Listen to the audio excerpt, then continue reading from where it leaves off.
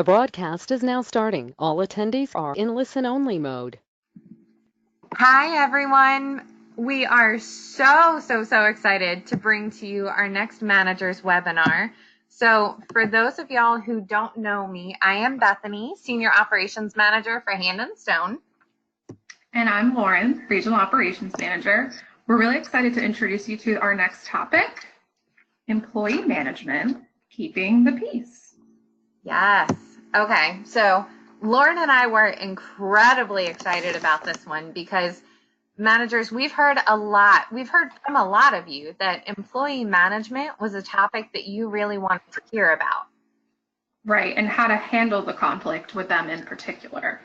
And this is something that can feel like a gray area sometimes. So you prepare every way you can think of for a conversation with one of your employees, and then it completely takes you off guard and goes the opposite direction. And we get it. Lauren and I have both been there. And at the end of the day, we need them more than they need us. So understanding our role in these conversations is really going to be the first step. Yep, and it's always easy to celebrate the wins with your team. So we need to pay attention to different sides. Absolutely, and it's all the other things that we need to engage with our team on that can get sticky. Usually the conversations you'll have with your team are going to fall into one of these three categories. So behavioral, accountability and performance, and situational. And we want to acknowledge that a lot of these situations will catch you by surprise, and we need to respond immediately with our gut reaction. So keeping the peace in your spot means you need to know on the spot how to achieve this with the situation that's staring you right in the face. Today, we're going to review how the most effective managers in the system manage their employees and keep the peace. So, how often do we feel like we're hitting a brick wall when we need something from our team? I know I've felt like this many times when I was managing. It all the time. Right? It may feel like they never want to pick up a shift. Or that they don't care about the goals that we have for this fall. Right? Or in some cases, it probably feels like they're being difficult at times just because they can. So we need to look at how we're asking them. So evaluate your communication style when that problem is presented. Do you find that you get defensive when an employee has a concern? Or do you listen to their perspective? Maybe try to understand it and then share yours. We mentioned last month in our shared vision webinar that employees that act out don't always recognize that they are or even why. And oftentimes we need to dig deeper to identify what the problem really is. It might not be that they are upset at having to actually do laundry. The real concern here might just be that they feel like it makes them run behind with clients. So what we really need to do here is figure out that way to help them manage their time better. Agreed. And sometimes it's just a reset with the negative voices, and it can be as simple as a one-on-one conversation, but don't just chat with them. Exactly. And like we said last month, guys, dig deeper. Why do they feel this way? Why do they feel the way that they do? Are they even aware that what they're doing is, affecting the team? Do they understand what your goals are? And do you know what theirs are? Everybody wants to be heard. So if you have employees that are acting out negatively, it could very well be because they need attention, but they don't consciously recognize this is how they're asking for it. Absolutely. It happens all the time. And a manager's biggest challenge is really finding that balance between being what I like to call a dictator or a doormat. And neither one of these is effective. So while we want to be approachable, we really also need that respect because we are, at the end of the day, the ones calling the shots here. Mm-hmm. So Lauren, tell us, how do we find this balance? I'll tell you. So the first thing here is that we really just want to practice what I like to call compassionate accountability. So when you're dealing with any type of employee, you have to be sure that you're being compassionate and that you're also connecting with them a bit on a personal level. We are all dealing with hardships in life in some way, and taking the time to just connect with your staff on some level before actually telling them, what to do or what not to do sometimes, that's going to really go a long way. What if you've got someone who's showing up late often? So this might mean that you have to have a one-on-one with them, but it doesn't mean that you can't connect at the start of that. And you might be surprised at what you hear when this happens. I agree 110%. And there's an important piece of advice I wish someone had given me when I started managing. It would have made things so much easier.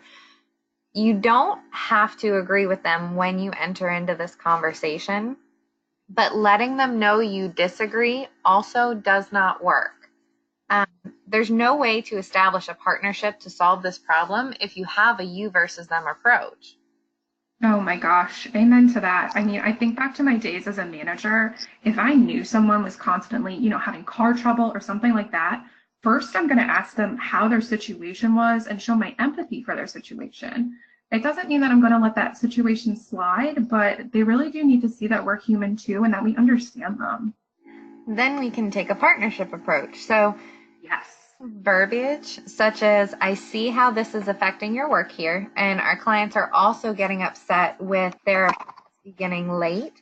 How can we solve this issue together while you're working towards a solution? I like sharing with them my perspective as a manager running a business while still showing that compassion you were talking about. And use we rather than words like you or I when talking about finding the solution, because that's what's going to help you create that partnership approach that is both valued and appreciated by your employee. And a little bit of that perspective goes a long way. We can't solve issues if we first don't understand both sides. And sometimes that means recognizing our true role in situations. So as managers, we have to remind ourselves often that it isn't always about being right, but about solving problems. And I'm going to again, because that's how I believe in this. It's not about being right. It's about solving problems. Amen. And sometimes that's a little hard for us, but just keep saying that little mantra in your head. Yes. And we actually have our first guest speaker, Nancy, who manages a spa in Algonquin, Illinois, who has really perfected that balance between dictator and doormat. She's excelled. She's been managing since July of 2012 and has really excelled at building an established team that works together to proactively avoid conflict. Miss Amazing. Jan. Thank you for having me. Hello. Hi. Thank you for joining us. So I'm dying to know. Can you tell us how you found your balance between doormat and dictator? Well, that was something when I started managing. I don't want to say that I worried about, but I thought about it a lot. We all know how hard it is to get service providers, and I had 9 when we started. So it was really important that I kept them happy because I couldn't afford to lose them. So it just, I don't know, things began to shift for us. I felt like I was afraid I was being taken advantage of in the beginning because I was giving them everything that they wanted. I had to. And then it kind of shifted where we focused on our hiring. And when that happened, and our team grew, we began to find balance. And that balance came with respect. And it's the respect that I have for them. I think it's the respect that they have for me as well. But what was even neater was the respect that they have for each other. And so that kind of helped us find our balance. And they know what is expected of them. And so if somebody needs a day off, I very rarely have to say no to that. So they know what's expected. And if something comes up unexpectedly, we have a big enough team that cares about each other that they find coverage for themselves. So it's kind of, we found our balance that way. I love it. And we were talking about this last week, and you mentioned that you have 2 main goals that I wanted to make sure we talked about: growing the business and maintaining harmony. And I love that you said that you make sure that your staff knows what your goals are, and it helps to make them feel like they're an important part of the team. I loved that piece that you mentioned. Yes. And with them knowing that they're an important part of the team and asking for their help with harmony, I usually know if something's going on in advance, if there's a conflict arising. So they really are proactive in helping me if there's a problem. So we work together to figure it out and what we can do to make things right again. That's awesome. It sounds like you're really taking that compassionate accountability approach, which I know it's kind of like a cheesy phrase, but it really is so true and is so effective. And I mean, you're really doing just that. Nancy, when a potential conflict does arise in the spa, how do you prepare for and approach it? Well, and like I said, I usually know in advance if something's going on. So first of all, I stay calm. And even if I'm upset inside, I don't let anybody see that. So, and that just helps de-escalate any tension that there is. Right. So then we sit down and we talk individually, then we talk together, and we listen to the concerns. And sometimes I don't always speak in the moment because I do want to be calm and I want to think about what the best way to resolve this is. And I very often reach out to our owners as well for their opinions and guidance. So I just let them know that I'm listening to what they're saying, I'm listening to their concerns, and I will address them. You know, and a lot of times when we sit and talk, we realize, you know, it's a miscommunication, it's a misunderstanding. One thing that I don't allow them to do, and I learned this the hard way, is to text if there's a problem. And like I said, I learned this the hard way. So please call me, please come see me in the office. You know, face-to-face is even better. But text messages, it can be easily misinterpreted. It doesn't show any empathy, you know, and could be really misconstrued. So I prefer to talk in person or on the phone. Right. I think that's a really, really good point to make. Texting, you can really kind of get, you know, the completely wrong idea of what someone's trying to convey. Do you have an example of one of those scenarios? I do. I actually had an employee come to me probably about 2 weeks ago, and she was unhappy with a coworker. She felt like she wasn't doing what was expected of her in her role.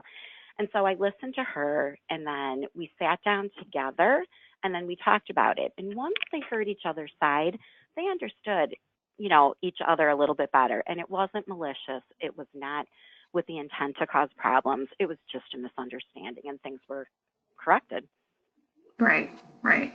Well, sounds like, you know, these misunderstandings happen, and you're really approaching it in the best way. Yeah, they do happen, and nobody's perfect. We all make mistakes, so yeah, together. We're human. Can you, to all of these points, can you define the mood in your spa? Well, I think the mood is calm. I try to keep it calm, but it's upbeat too. I mean, we are a team. We enjoy each other's company. We work together to make sure everything runs smoothly. And I think that clients can feel that. I really do.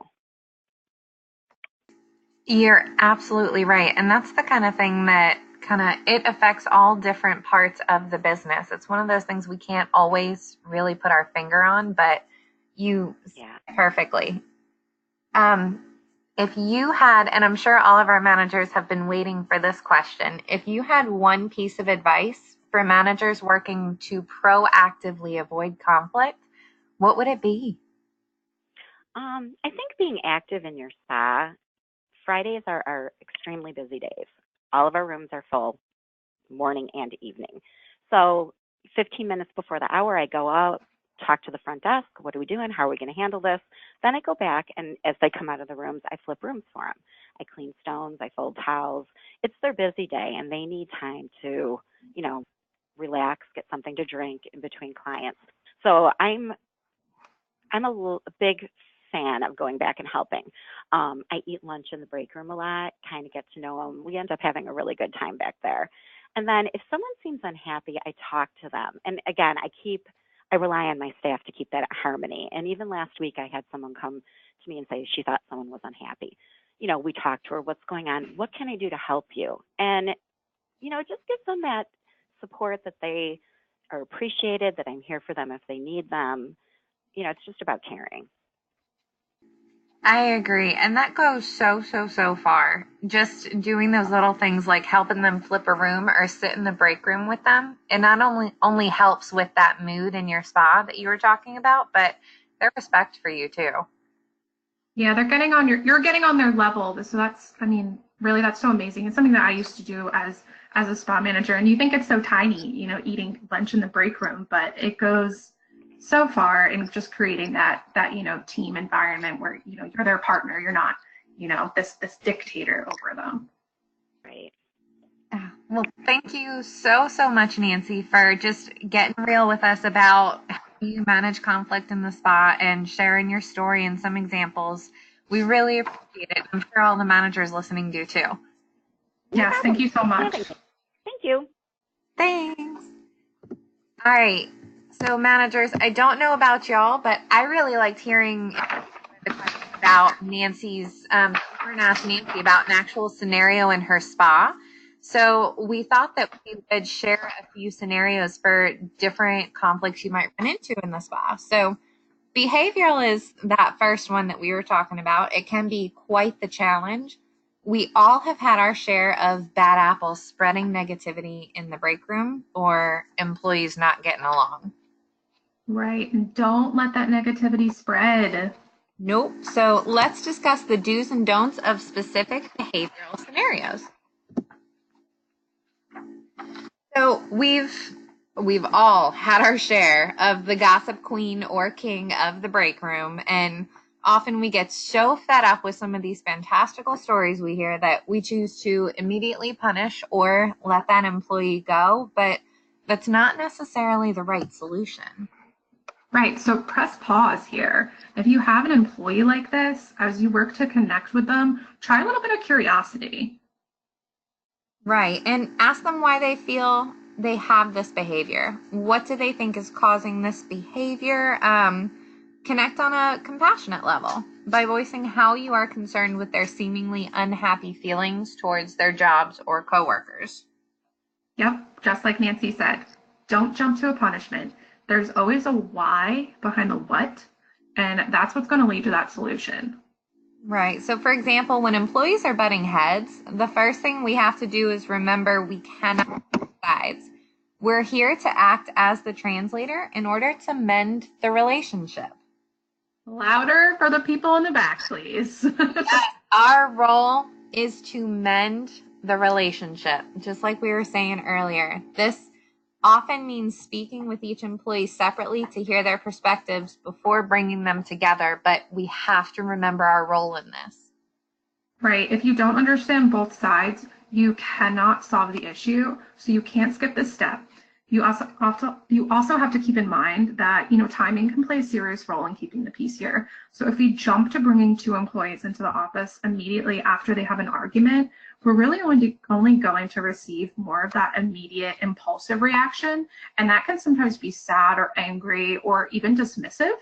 So you have to be strategic and schedule a time to talk later that day, or it might even be a day or two later once both parties have calmed down and you've had the time to gather the facts.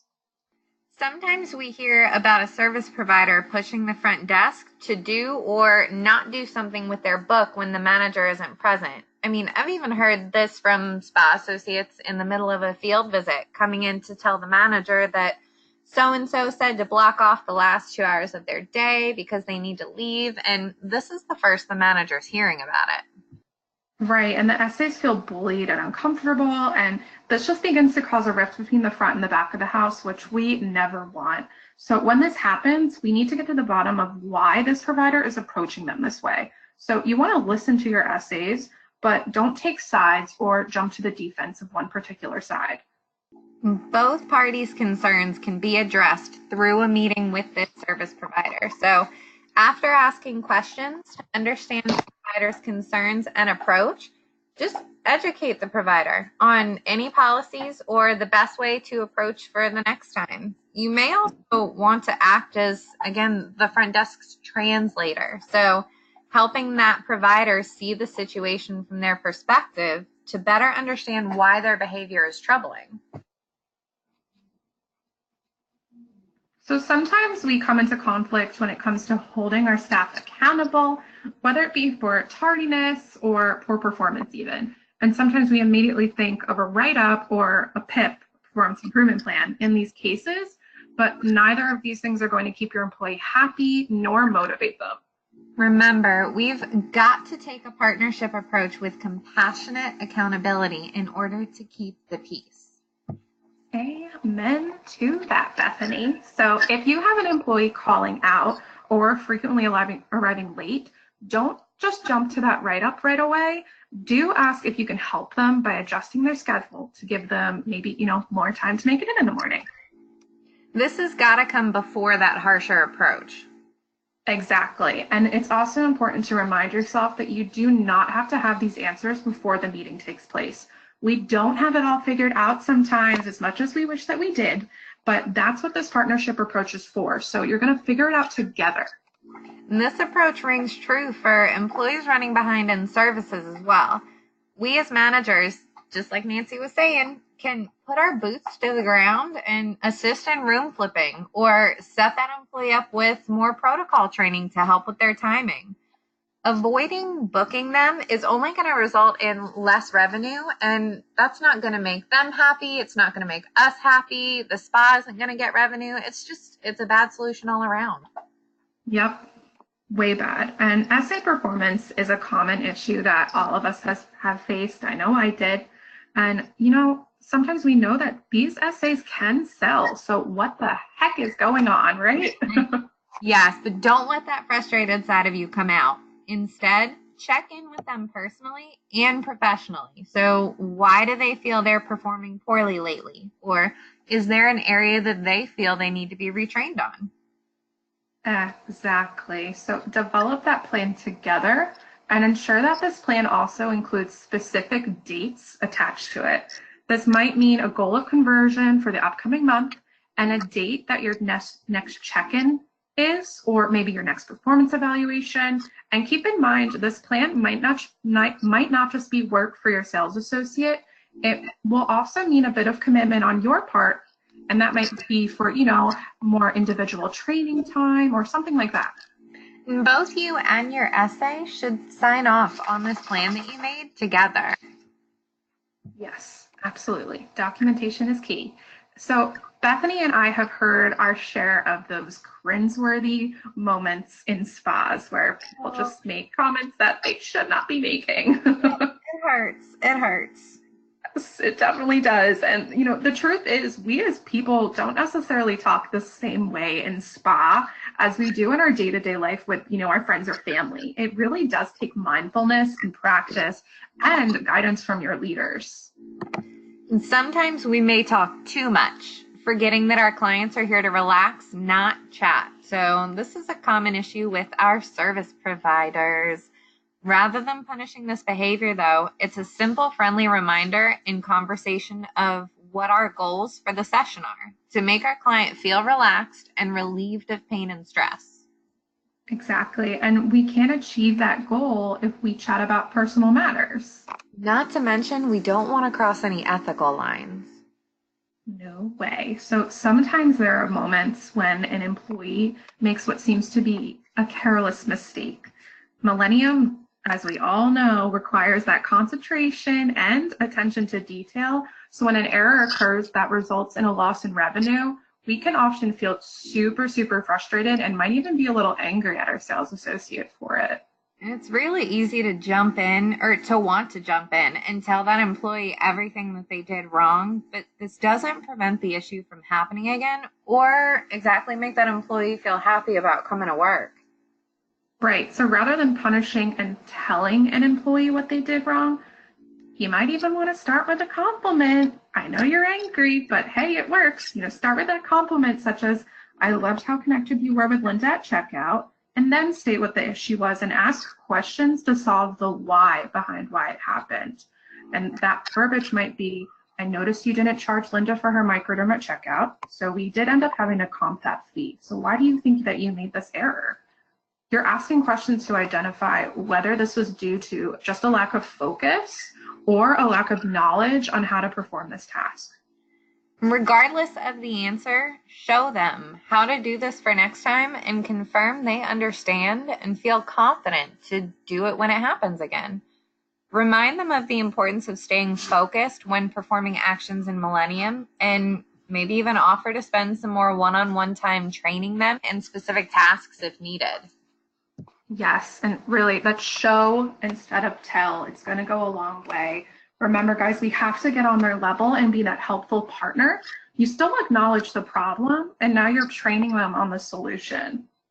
What most of these situations have in common is that the situation is only being viewed from the offender's perspective. So consider role-playing the correct way a scenario should have gone, but put them in the shoes of the client first so they can see it from their perspective.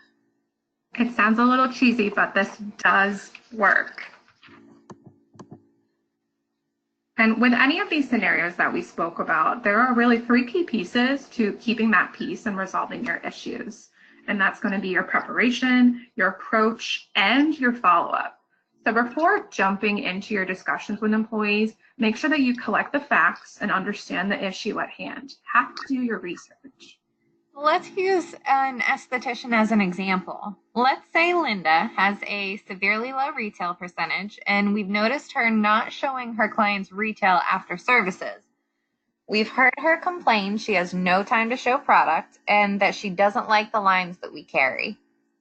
I'm sure this sounds familiar to many people. It does happen. So first, we're going to prep for this by pulling past performance reviews, seeing what retail she has suggested, and also looking to see maybe what classes she has taken, if any, and when those were. Then comes time for our approach. Remember, we want to be compassionate and get to the bottom of this. Absolutely. And remember, you don't have to have that answer going in. You're going to find this together. So in this situation, you could begin with a compliment of Linda's fantastic upgrades or request rate. Maybe you've seen her offering to take more shifts lately and want to show appreciation. Or maybe you just want to open up with something personable, like asking how her son's first day of school went. After you break the ice, ask Linda, why do you feel your retail performance is low? Or what can I do to help you succeed in better in retail performance?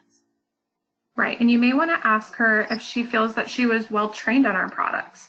Together, you're going to find the why behind the issue and develop that plan to correct. This plan could be to partner Linda with your lead on role-playing product presentations, or even to send her to IDI for that happy retailing course with Dermalogica. And you might set a goal together in which Linda decides she feels a realistic goal would be to hit, say, 15% in retail sales by next month. Now for the follow-up. Attach dates to these goals so that this conversation and partnership now hold accountable weight. Set up a meeting on the calendar for a check-in, sign her up for a class together. Again, you need to be able to hold her accountable. Right, and the follow-up is as important as the conversation itself. The most important part of this, though, is that in order to help your employees reach their goals, they do need to feel like you're that partner and that you're in this together and that you're going to help them on that path to reaching their goals. So I know we keep saying it, but that partnership approach, that's really the key here. Yes. So we have our next guest speaker today that we are excited to have speak to this piece in particular. She's been managing since January of this year, and her big challenge was restoring the piece in her spa. So we would like to welcome Ms. Tanae on to share her approach for how she did it. Tanae? Yes, hi everyone. Thank you. Hello, how are you? All right, so tell us. I know I mentioned you came into a spa that you had to restore the piece in, and it was under an absent manager. So what was your biggest challenge regarding the team when you started as manager? Absolutely. Well, the biggest challenge for me was motivating my team again. So there was a lot of trust issues that were reoccurring during the time of our previous manager, and the fact that we didn't have a manager that was present. So I just asked them if they would just bear with me, and I promised them that we will turn things around. But I knew that me being here in the spa would make the biggest impact overall, because they would have someone that they could come to. Right, that's great. So, I mean, really, you were promising them that you would be present. And I know that Correct. improving the spa's culture was a big priority for you. Yeah. So, what did you implement to accomplish this? Well, the first steps were setting boundaries such as respect, trust, and communication, not just for them, but also myself. I feel that if I tell them that we have things that we need to accomplish, I need to lead by example. And I feel by me showing them that I respect them and I just want them to win, then that'll make us a team. And that was the most important thing for me to do.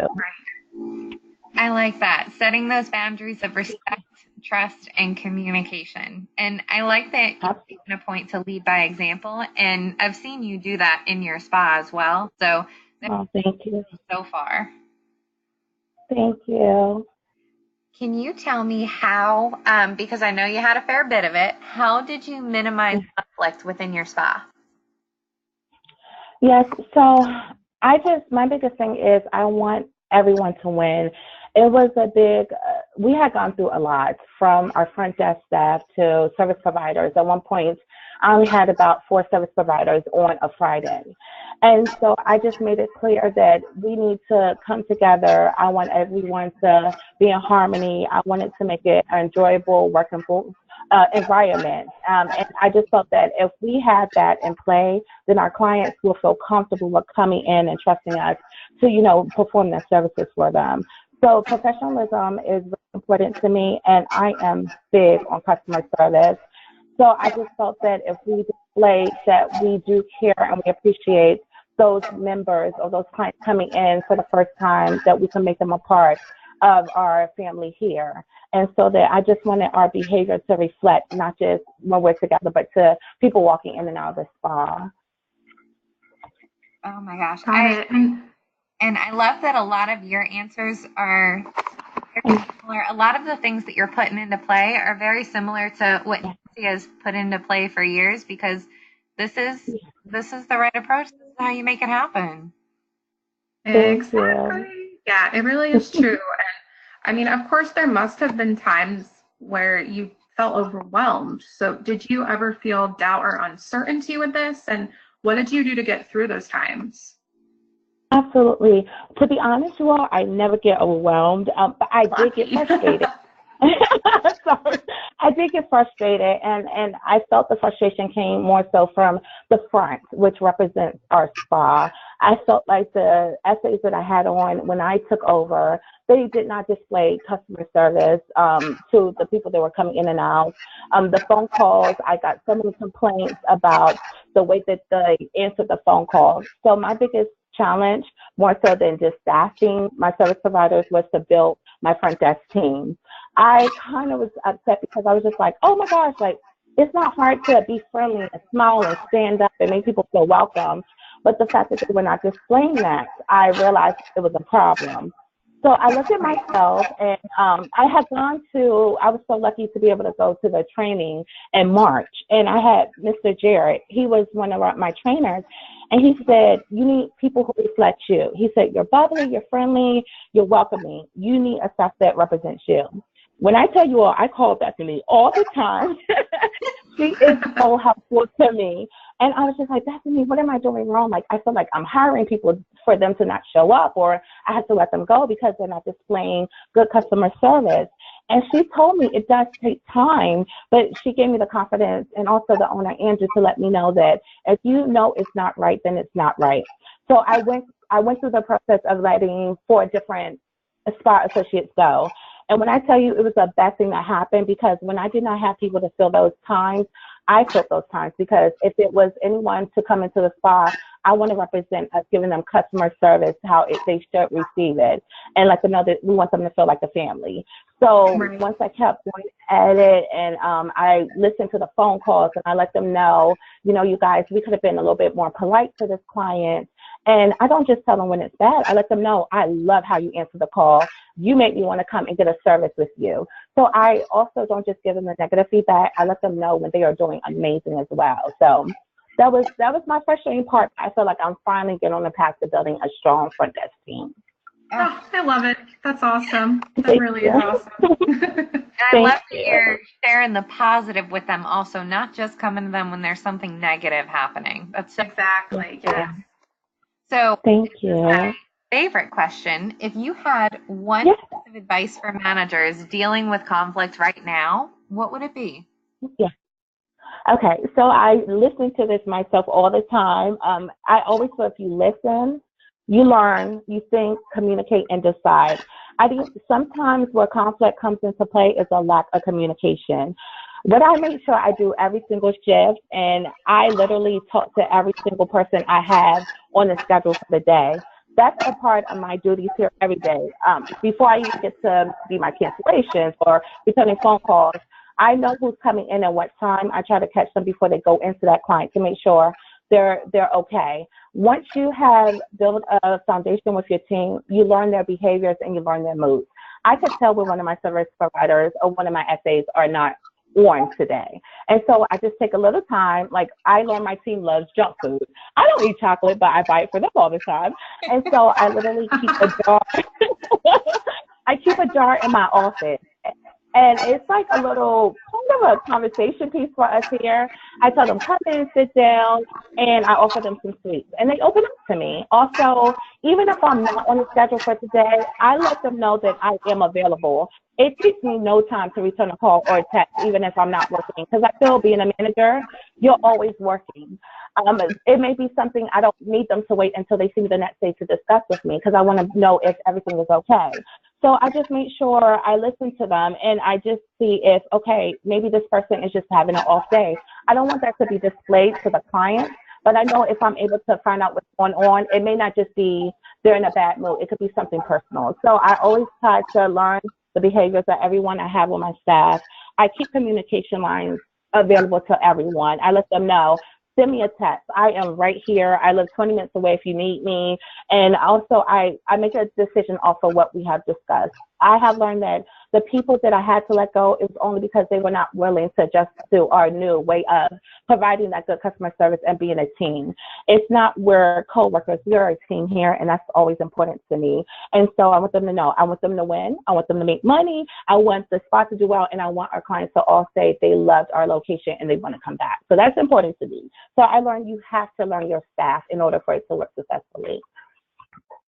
Yes, and I love what you said too. Back when we were talking about this, you had a quote that says, "Don't allow half bad seeds to kill your whole garden." So I just think that's genius, and it's so true. It's so true. Thank you.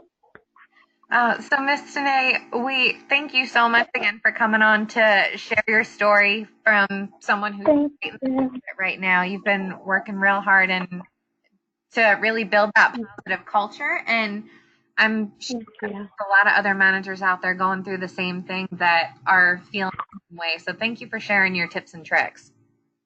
Oh, thank you. I so appreciate you all having me. And can I tell you, Bethany, I thank you so much.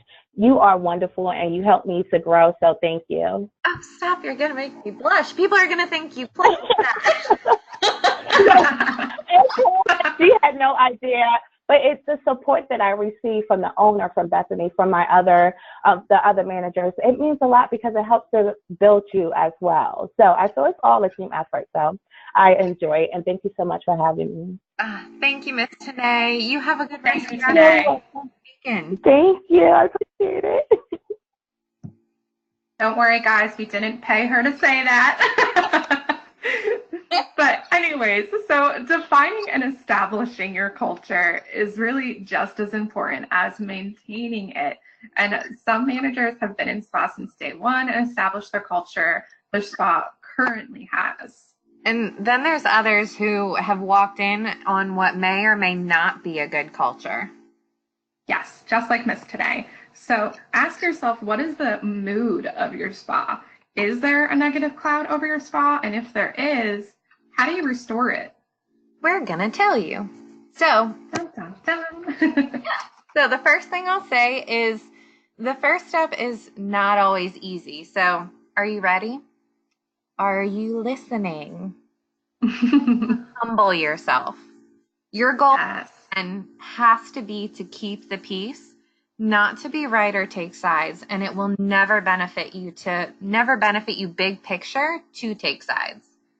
Right. You're human too. So if this means that you have to wait to address an issue, or what I like to call phone a friend to help you see it from another's perspective, do it. And step 2 is to be transparent. Yep. And just like we spoke about on our hashtag shared vision webinar, we have to be transparent with our team about the goals that we have for the spa and the culture that we're trying to create. So this may mean hosting a meeting to discuss your goals for the spa and expectations for employees, while also relaying the expectations you have for yourself. Hoping to make it a point to meet with every team member on a weekly basis, for example, to touch base. Share that with them. Great. And do you want to create a culture that feels like one big happy family with open and positive communication? You have to share that too. You might see some heads nodding in agreement when you do this. Being transparent also involves relaying expectations for performance. So you have to track it and work to grow these through things like monthly performance reviews, tracking boards, and more. But often managers are doing all of these things month to month with no progress from certain employees. I've been there. Yep, I've been there too, and I kind of wish I knew then what I know now, right? Because the missing piece here is really the motivator. So what motivates or doesn't motivate that individual? We've seen spas looking to change their culture and performance actually survey their team to find what motivates them. Ooh, and you know what? Actually, Paulina Laskowski, who owns spas in Illinois and Wisconsin, did this. And she surveyed her estheticians to get to the bottom of it. And she asked questions such as what motivates you to succeed and what barriers are keeping you from succeeding, as well as questions such as what encouraged you to pursue a career in this field and what can I do to help you grow and succeed. So the thing is, with all of these open-ended questions, they helped her pinpoint exactly what not only motivates her team, but what things she could do more to help succeed. Amen to that. And lastly, we also have to remember to remain present. So just like Tanae was saying, this means, going into the break room and having lunch, celebrating, little things, checking in with your employees, all of these little things that make your employees feel like you are just as much a part of the team as they are. Right. And the thing with this and with the survey is it might seem like it's a proactive approach, but there's nothing wrong with asking these questions after a conflict has occurred. It's so important. And the whole point is you need to get the person's mindset back to a productive, positive place. So a little bit goes a long way. Your employees want to feel like you are just as much a part of this team as they are. And this is how you do it. So exactly. Yes. So to this point, we actually wanted to do something a little different, Lauren and I, at the end of this webinar. So we hope you don't mind. We wanted to open up the floor to give you a little bit of advice on how to handle real life scenarios in your spa. So we wanted to give you all a few minutes to type into the comments some specific scenarios that you're experiencing right now so we can speak to them live. If I had Jeopardy music right now, I would play it, but last time for a webinar, it didn't go well. So we will just be patient. Imagine the Stone Hold music. Exactly.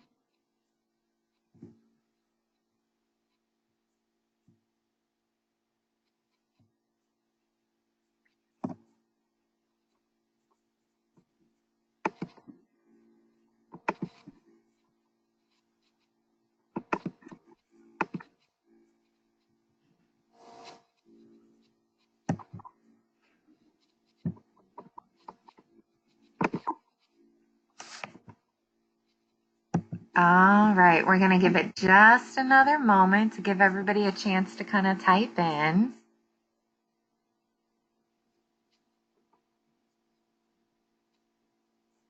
All right, so let's see.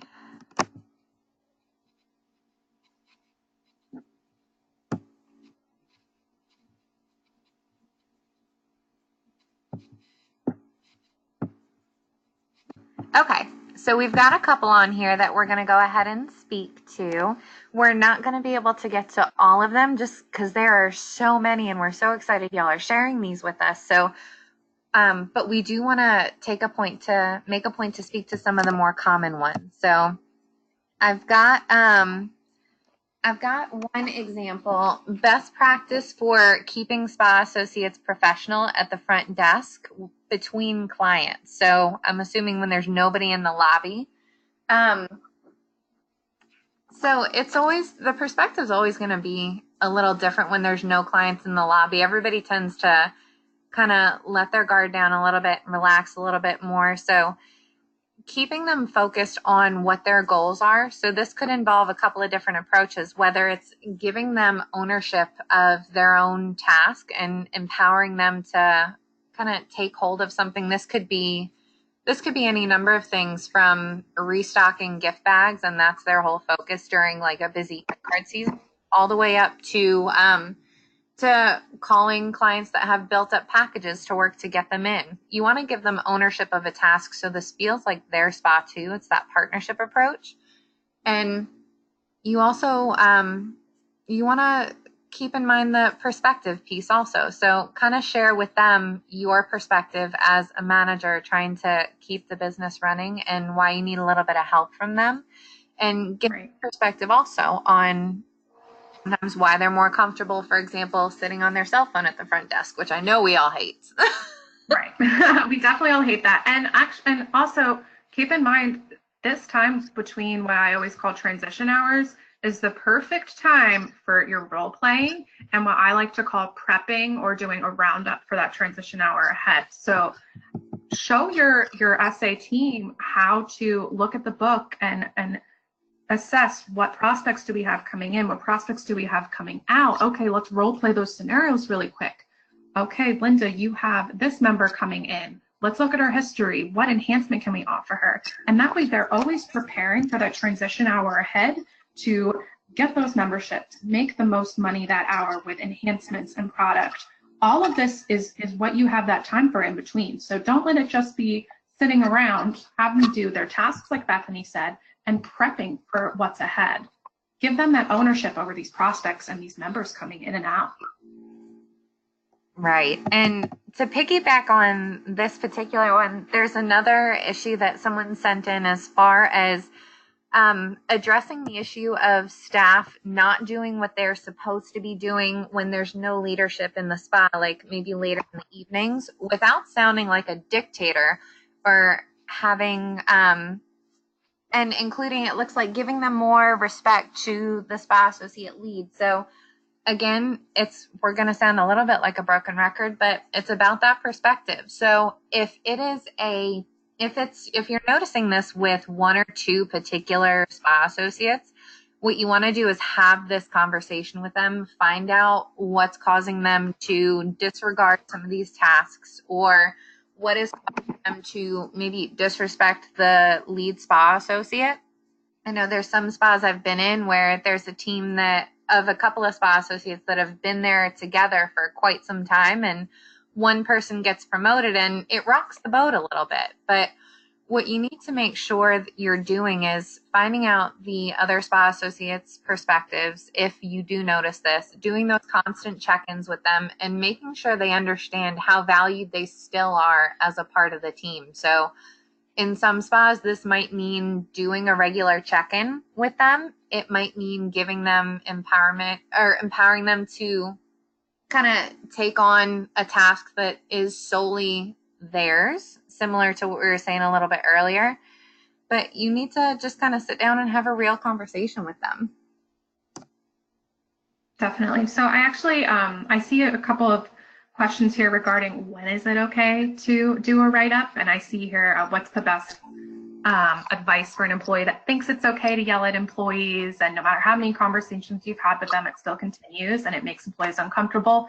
So in this situation, I mean, of course, this could lead to a write-up, but you have to do a bit of self-reflection here first and make sure that you are, you know, self-reflecting on your own tone and the way that you've had these conversations before. Are you taking that partnership approach and asking them the why behind the what and what their feelings are to get their perspective. Because there could be, you know, some perspectives that we don't know here. If you do all of those things and it's still happening, no matter what, you know you self-reflected, you know you handled it in this partnership approach way, well, then maybe that write-up maybe it's time for that write-up. But we just have to make sure that we check all of our boxes first and that we're doing everything on our end the right way before we can jump to those write-ups and all of those, you know, negative things like PIPs, write-ups, firing, all of that stuff. Yeah, agreed. And I know that we're just after the top of the hour and that y'all have a ton of stuff going on in the spa. And what we're going to do is we'll send out some answers with some tips and tricks to some of these scenarios, because I know we weren't able to get to all of them. But thank you all so much for tuning in for this webinar and for taking the time to share with us your struggles, your scenarios, so that we can speak to them. And for those of y'all that are implementing all of these things in your spa already, thank you for doing that. You're leading by example. So we have our next webinar, which is not employee management keeping the peace, because that's today. We're going to go ahead and post on the Facebook a little bit later today with the next topic and the next date. It's going to be on July 16th, which of course is a Tuesday. And it'll be at 11:15 a.m. And we're going to post that topic a little bit later today on the Facebook page. So keep an eye out for it. And thank you again for joining us on this webinar. And we look forward to talking to y'all in about 6 weeks. Yes, thank you guys so much. Remember, keep that peace.